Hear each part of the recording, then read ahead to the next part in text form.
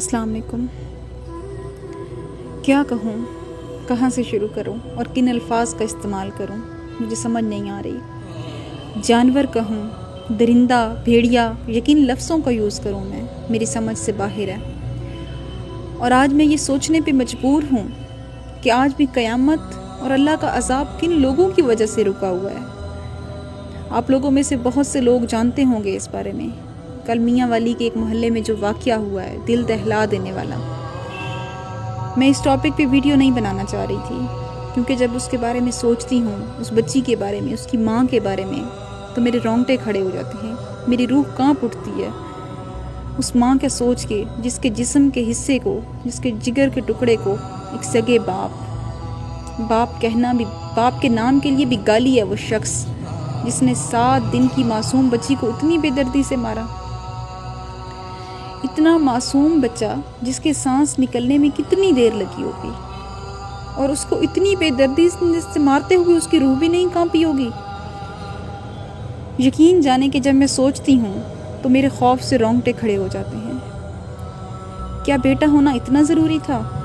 اور اس کا قصور یہ تھا کہ وہ ایک بیٹی تھی؟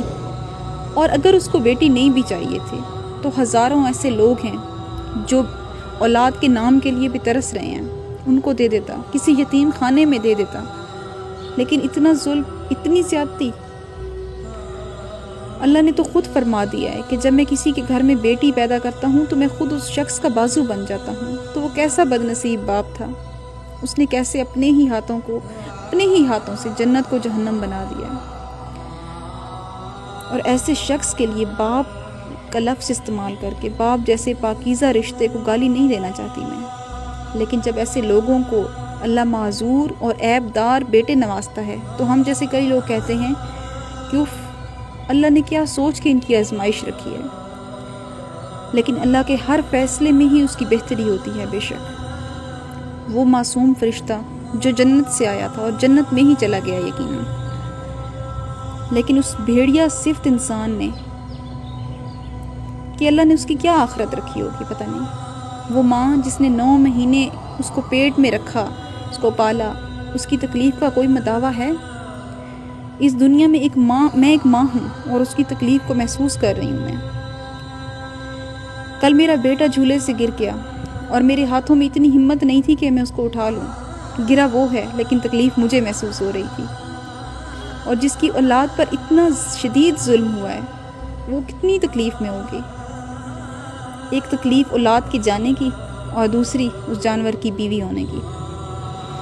ہمارے پیارے نبی محمد صلی اللہ علیہ وسلم نے خود فرمایا ہے، اور انہوں نے بیٹی کو کیا رتبہ دیا ہے۔ جن کی بیٹی اگر سامنے آتی تو وہ اس کے استقبال میں اپنے ممبر سے کھڑے ہو جاتے، اور اس کی امت آج بیٹی کو کیا سمجھ رہی ہے؟ کیا سزا ہونی چاہیے اس انسان کی جس نے اپنے ہی ہاتھوں سے اپنی ہی رحمت کو مار ڈالا۔ میری ریکویسٹ ہے ہر اس انسان سے جو یہ ویڈیو دیکھ رہا ہے، اور ہر وہ انسان جو کچھ بھی نہیں کر سکتا لیکن وہ ظلم کے خلاف آواز ضرور اٹھا سکتا ہے۔ میری آپ سب سے ہاتھ جوڑ کے ریکویسٹ ہے، میاں والی پولیس سے، ہمارے پرائم منسٹر سے، ہماری گورنمنٹ سے، کہ اس شخص کو اتنی سخت سے سخت سزا دی جائے۔ اس انسان کے، ہر وہ انسان جو کبھی بھی اس بارے میں سوچنے سے پہلے 1000 بار سوچے۔ ہم سب جو گھر میں بیٹھ کے یہ سب کچھ دیکھ رہے ہیں، کچھ کر نہیں سکتے، لیکن احتجاج ضرور کر سکتے ہیں، آواز ضرور اٹھا سکتے ہیں۔ اور اگر یہ بھی آپ کے بس میں نہیں ہے تو پیغام دوسروں تک پہنچا ضرور سکتے ہیں۔